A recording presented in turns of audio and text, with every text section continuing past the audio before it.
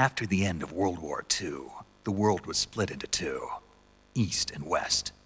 This marked the beginning of the era called the Cold War.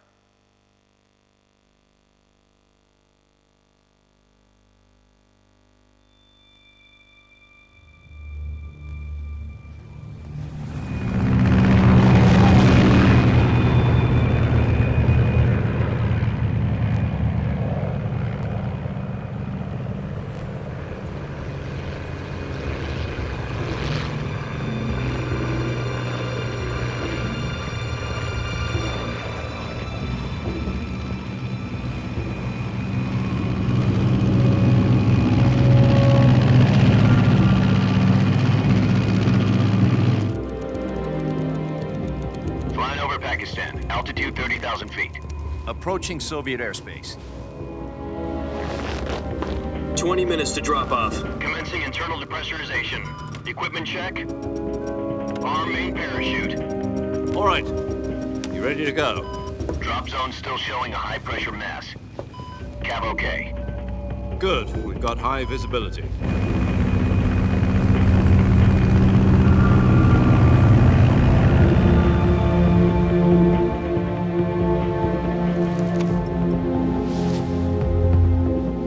Put out that cigar.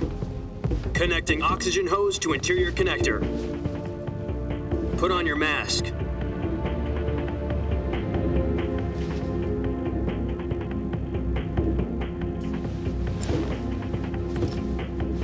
Does this panty waste know what he's doing? Approaching release point. 10 minutes to drop off. Hey, are you deaf? He said put out the cigar and put on your mask.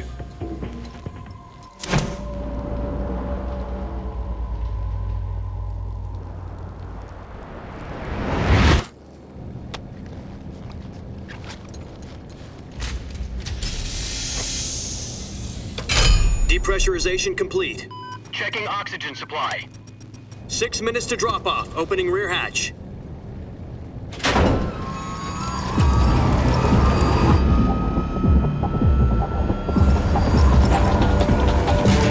Sunrise.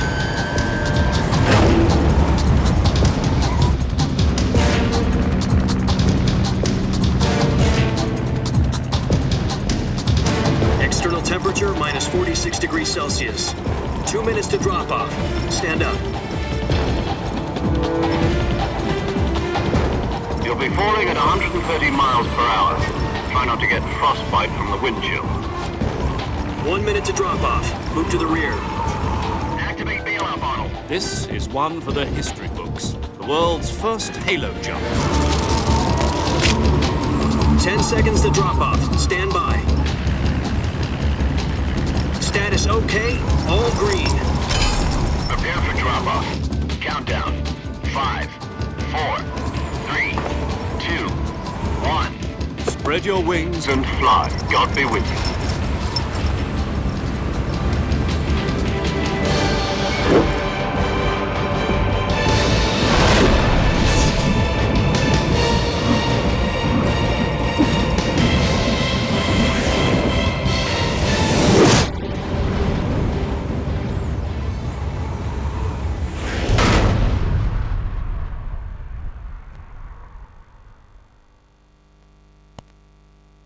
Jack, I've got some important news.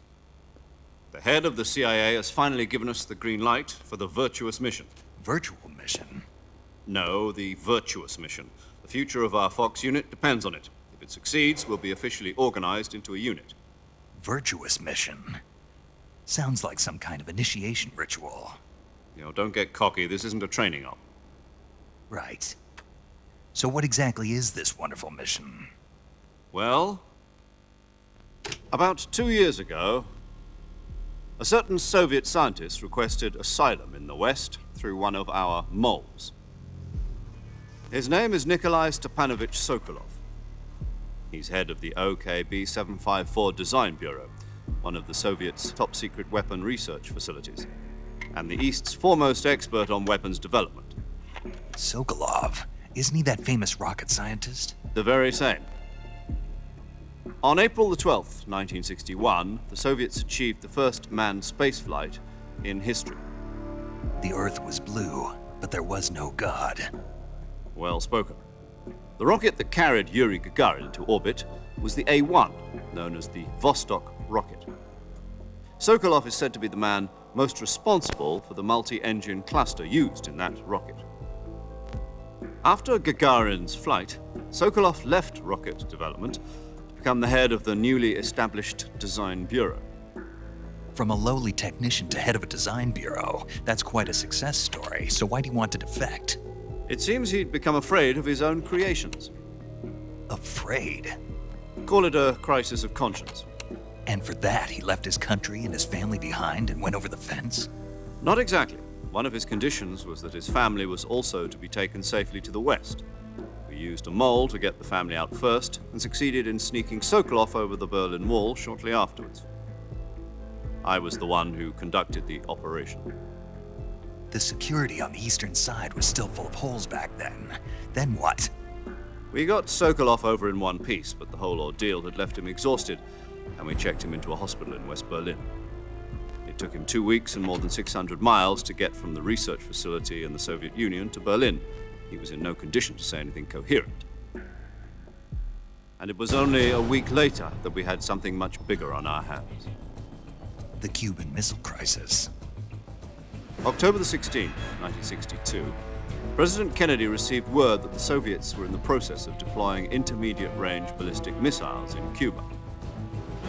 The President demanded that the Soviets dismantle and remove the missiles. At the same time, he announced a naval blockade to prevent further missile shipments from reaching Cuba. But the Soviets didn't back down, instead placing their armed forces on secondary alert. Soviet transport ships carrying missiles continued on course towards Cuba. US and Soviet forces went on alert for an all-out nuclear war. Frantic negotiations were conducted through the UN's Emergency Security Council and unofficial channels to end the hair-trigger standoff.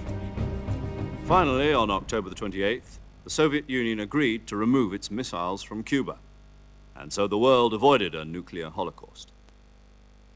But in order to get the Soviets to pull their missiles out, we had to make a deal. You mean the one where the US agreed to remove its IRBMs from Turkey? No. The Jupiter IRBMs deployed in Turkey were obsolete, and we were going to get rid of them anyway. They had no strategic value whatsoever to either the US or the Russians. The Turkey deal was a ruse, a cover story that was fed to the other intelligence agencies around the world. So what did the Russians really want? Sokolov. They wanted us to return Sokolov.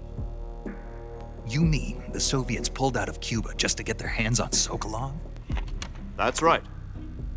What the hell was he working on? At the time, we had no idea. We were running out of time.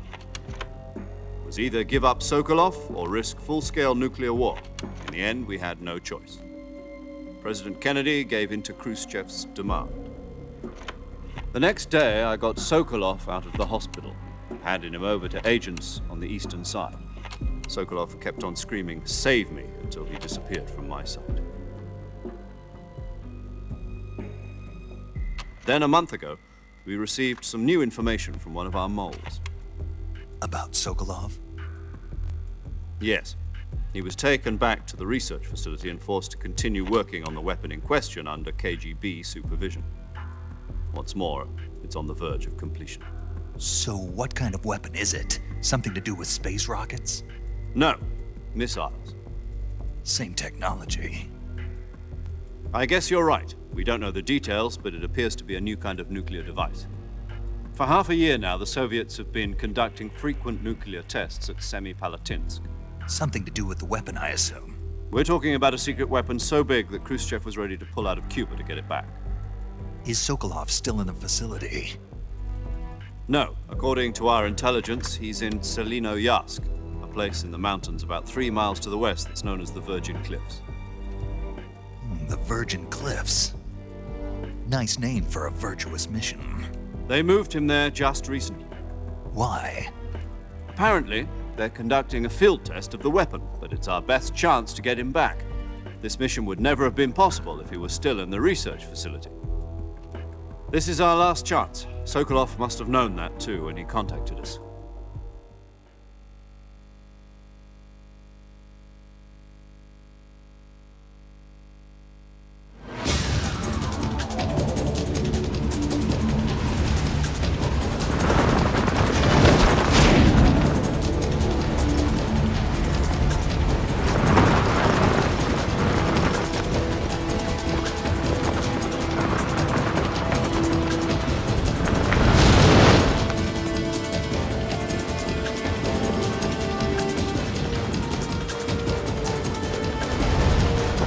Jack. Your mission is to infiltrate Selino Yask in the Soviet mountains, ensure the safety of Sokolov, and bring him back to the West.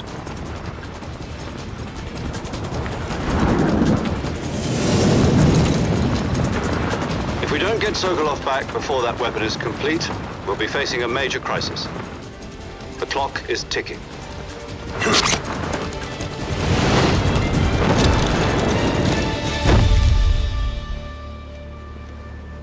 Once we've confirmed the rescue of Sokolov, stand by at the recovery point. A recovery balloon will be dropped at that point. Helium will be pumped into the balloon to inflate it. The process takes about 20 minutes. Once it's complete, the gunship's arm will latch onto the balloon and pull it up. The Fulton surface-to-air recovery system. I'm familiar with the theory. Take it easy. It's been combat-proven. Do you think Sokolov is up to it?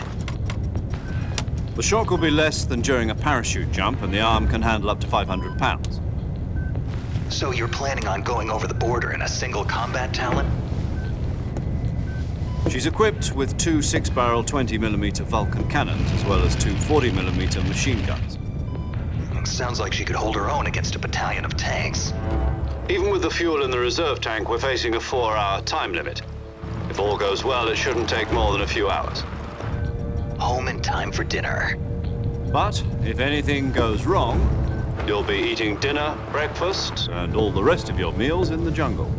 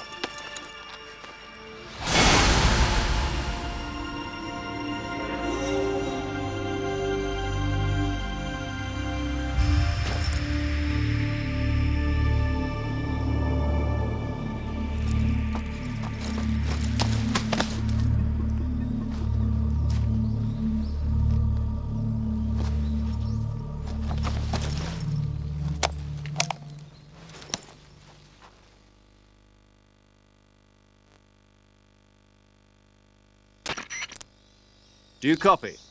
You're already in enemy territory, and somebody might be listening in.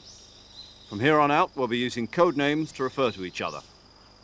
Your code name for this mission will be Naked Snake. I'll be referring to you as Snake from now on.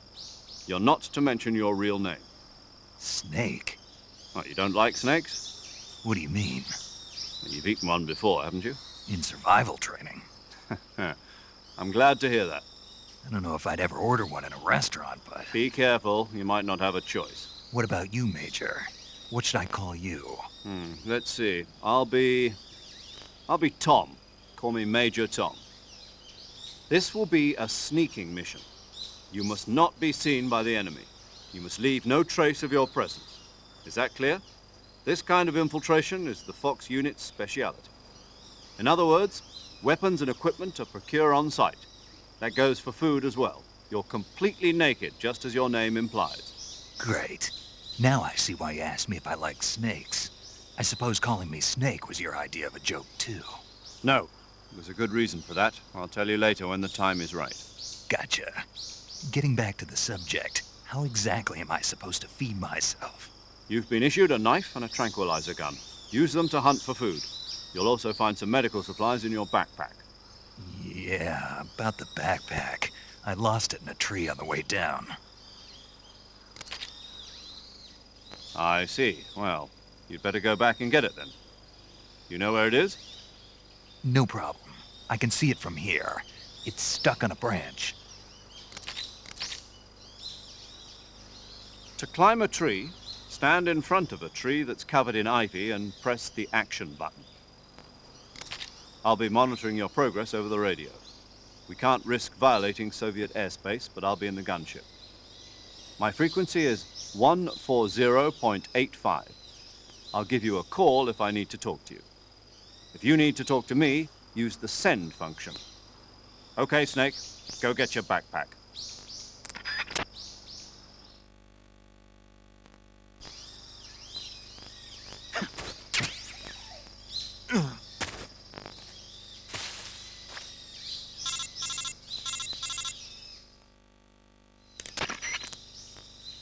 I see you've retrieved your backpack, Snake. To equip a weapon, it's necessary to take it out of your backpack. In the survival viewer, choose Weapon from the backpack. Your available weapons will be displayed in a window in the upper left.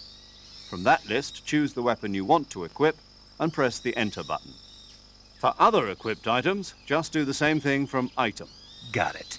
Use the survival viewer backpack. Yep, that's right. Survival is fundamental to this mission. After you've been out in the field for a while, your stamina will start to drop.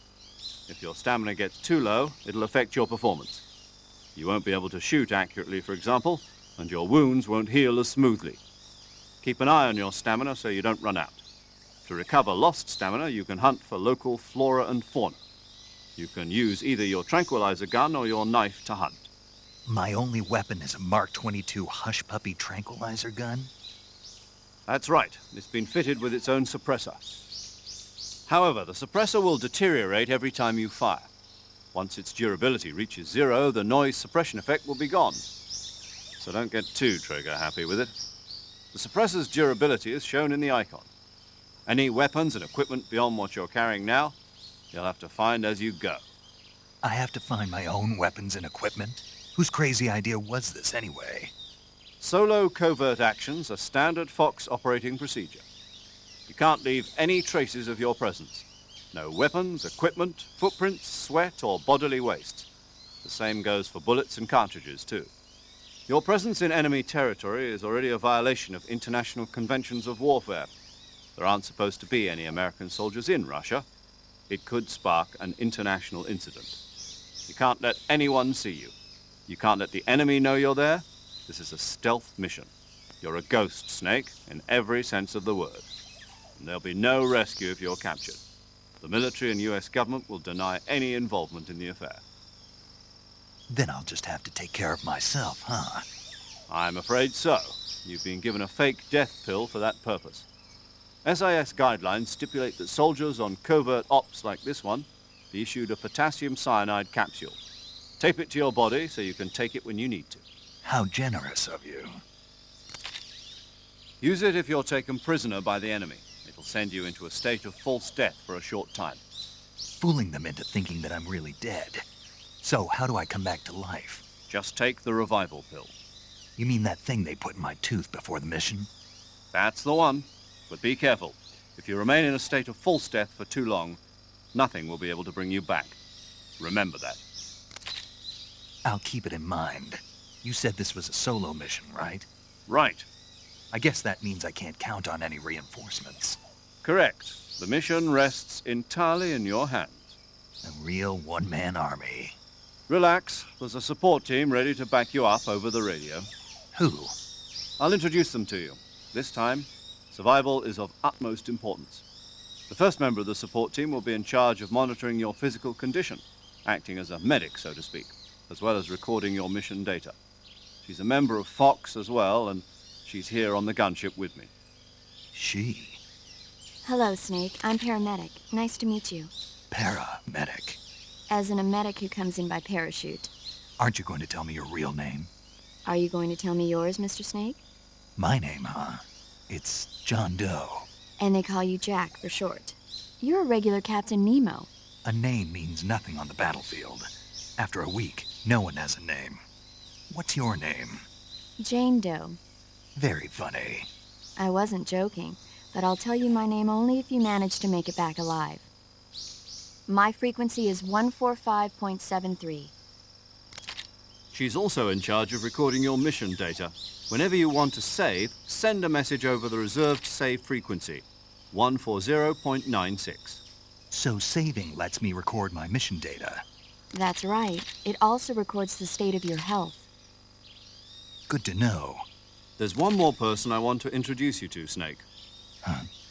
Speaking of snakes, you remember the boss, don't you? A legendary soldier and your mentor. Actually, it was the boss that got the DCI's authorization in the first place. She's going to be serving as Fox's mission advisor. Boss is? She also helped me plan this mission. She and I were at SAS together. Jack, is that you? How many years has it been? Boss? That's right. It's me. Talk to me. Let me hear your voice. It's been 5 years, 72 days, and 18 hours. You've lost weight. You can tell just by the sound of my voice. Of course I can. I know all about you. Really? Well, I don't know anything about you. What's that supposed to mean? Why'd you disappear on me all of a sudden? I was on a top-secret mission. You didn't need me anymore. But there were still so many things I wanted you to teach me. No, I taught you everything you needed to know about fighting techniques. I taught you all I could. The rest you needed to learn on your own. Techniques, sure. But what about how to think like a soldier? How to think like a soldier? I can't teach you that. A soldier needs to be strong in spirit, body, and technique. And the only thing you can learn from someone else is technique. In fact, technique doesn't even matter. What's most important is spirit. Spirit and body are like two sides of a single coin. They're the same thing. I can't teach you how to think. You'll just have to figure it out for yourself. Listen to me, Jack. Just because soldiers are on the same side right now doesn't mean they always will be. Having personal feelings about your comrades is one of the worst sins you can commit. Politics determine who you face on the battlefield. And politics are a living thing. They change along with the times. Yesterday's good might be tomorrow's evil. Is that why you abandoned me? No, it had nothing to do with you. I already told you, Jack. I was on a top-secret mission. A soldier has to follow whatever orders he's given. It's not his place to question why. But you're looking for a reason to fight. You're a natural-born fighter, but you're not quite a soldier. A soldier is a political tool, nothing more. That's doubly true if he's a career soldier. Right and wrong have no place in his mission. He has no enemies and no friends. Only the mission. You follow the orders you're given. That's what being a soldier is. I do whatever I have to get the job done. I don't think about politics. That's not the same thing. Sooner or later, your conscience is going to bother you. In the end, you have to choose whether you're going to live as a soldier or just another man with a gun. There's a saying in the Orient, loyalty to the end. Do you know what it means? Being patriotic. It means devoting yourself to your country. I follow the president and the top brass. I'm ready to die for them if necessary. The president and the top brass won't be there forever.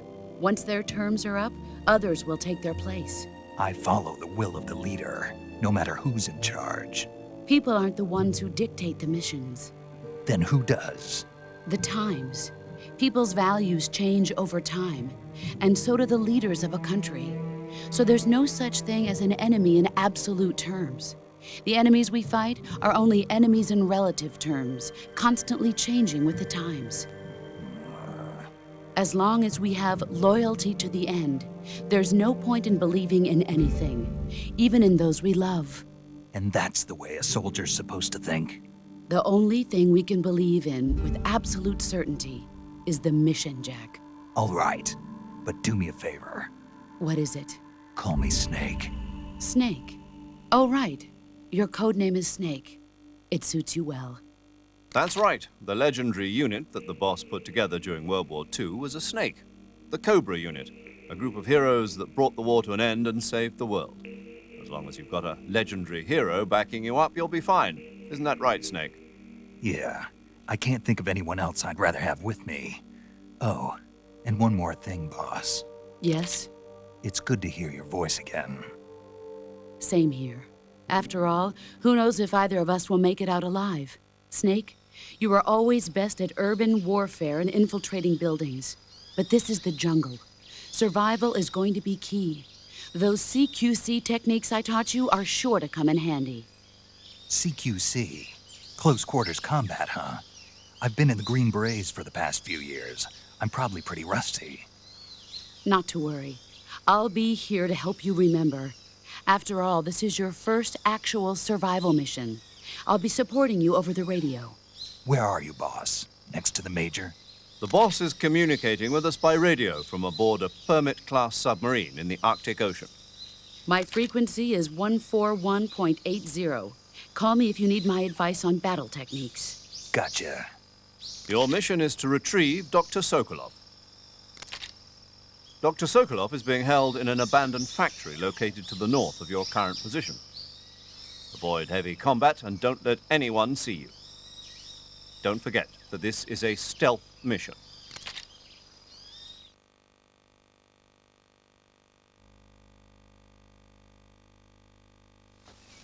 Snake, try to remember some of the basics of CQC.